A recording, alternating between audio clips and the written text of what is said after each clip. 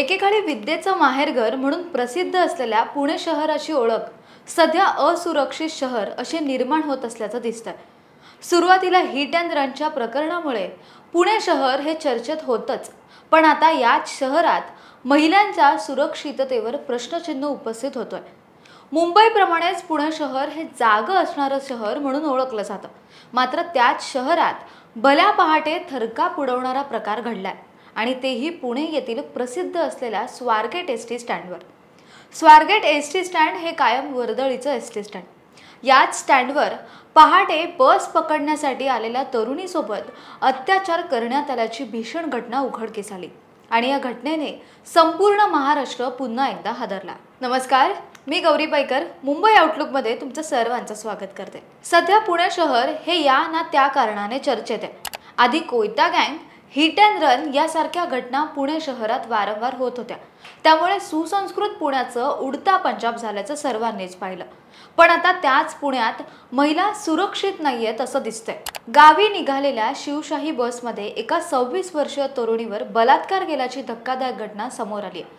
पहाटे 5:30 वाजता 26 वर्षाची तरुणी पुण्यातून फलटणच्या दिशेने निघाली होती आणि स्वारगेट एसटी स्टँड परिसरात आल्यानंतर ती एका ठिकाणी थांबली।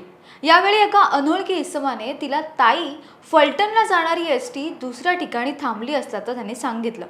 माझी एसटी याच ठिकाणी थांबते, मी तिकडे जाणार नाही असं त्या मुलीने त्या इसमाला सांगितलंही। मात्र मुलगी एकटी असल्याचा फायदा घेत त्या इसमाने तिला त्यांच्या शब्दात अडकवून घेतलं। फलटणला जाणारी बस दुसरीकडे आहे असं सांगत तिला दुसऱ्या गाडीजवळ घेऊन गेला।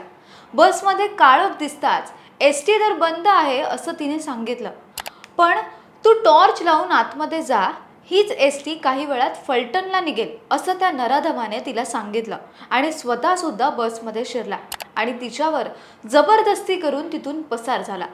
आरोपी दत्तात्रय गाडे हा पुणे जिल्ह्यातील शिरूर तालुक्यातील गुनाड गावचा रहिवासी। या आरोपीचं राजकीय कनेक्शन असल्याचं म्हटलं जातंय। हे संपूर्ण प्रकरण ताजं असताना या प्रकरणाचा शोध सुरू असताना पुण्यातून दुसरी अत्याचाराची घटना समोर आली। पुण्यातील IT कंपन्यांमध्ये देशाच्या कानाकोपऱ्यातून तरुण तरुणी येत असतात। अशातच एक IT कंपनीत काम करणाऱ्या तरुणीला धक्कादायक अनुभवाला सामोरं जावं लागलं।